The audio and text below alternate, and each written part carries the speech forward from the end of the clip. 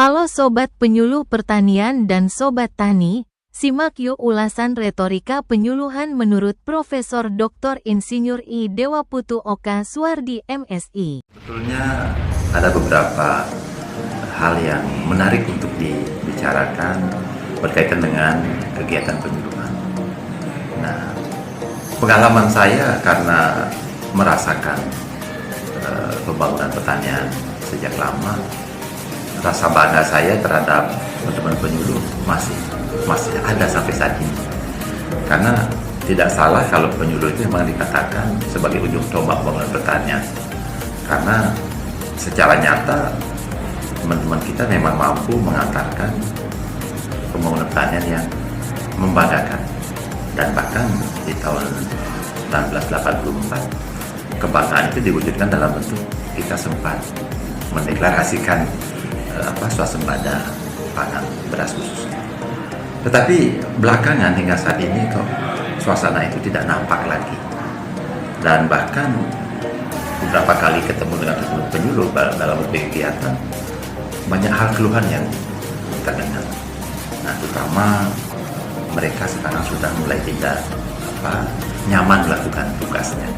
Tidak nyaman itu karena terlalu berat bebannya, antara jumlah yang harus dilayani dengan personal penyuluh itu banyak ketimpangannya.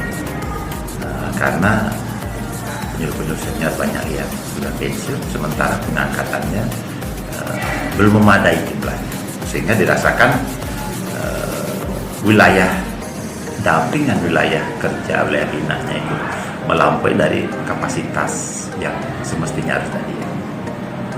Nah, kemudian dalam jumlah yang ada sekarang pun mereka masih merasakan belum dapat melaksanakan tupoksi sesungguhnya sebagai seorang penyuluh.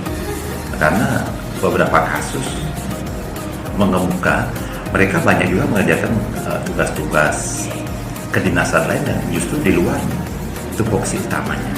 Nah, oleh karena itu kalau kita ke depan tentunya harus meningkatkan kinerja penyuluh, maka ada beberapa hal yang harus diperbaiki. Nah, paling tidak bagaimana kita membuat penyuluh nyaman dengan menata kelembagaannya. Jadi dalam kelembagaan yang katakanlah linear dari pusat sampai daerah, itu bisa menggerakkan penyuluh dalam pelaksanaan tupoksi dalam satu komando.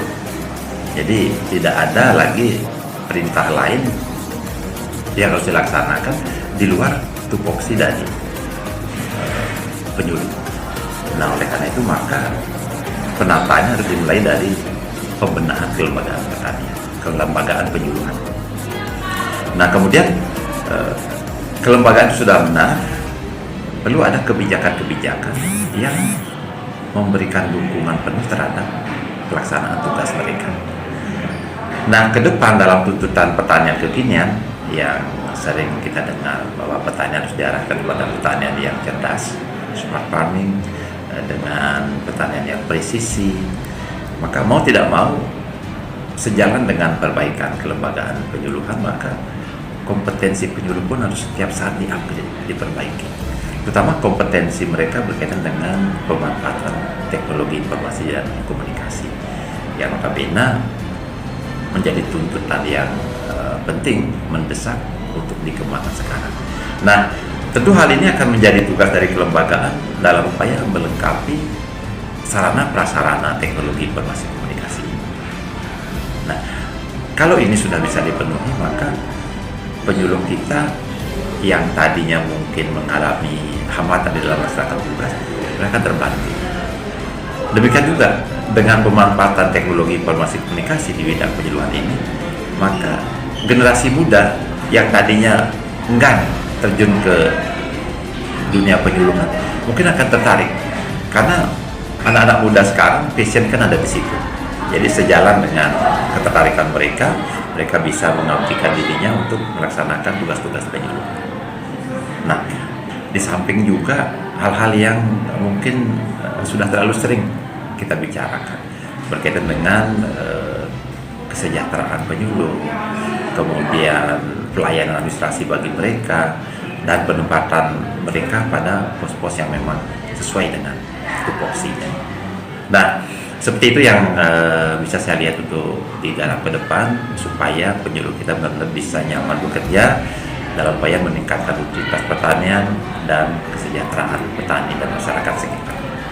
Nah, sejalan dengan perayaan Idul Tani, sebetulnya ini sebagai satu kesempatan, momentum yang sangat bagus untuk memperjuangkan nasib anggota kita. Jadi begitu lama mereka dalam keadaan terombang-ambing, mereka tidak nyaman. Sekaranglah momennya, saatnya Persib Tani untuk memperjuangkan anggota kita, supaya mereka benar-benar sebagai abdi negara yang dapat bekerja dengan nyaman untuk meningkatkan pengabdiannya dalam upaya mewujudkan produktivitas pertanian yang maksimal dan menyejahterakan petani dan masyarakat.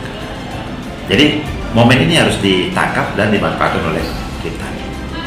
Selamat ulang tahun Persib Tani, jaya selalu. Ayo kita terus bergerak untuk menyejahterakan anggota kita dan petani. Selamat ulang tahun.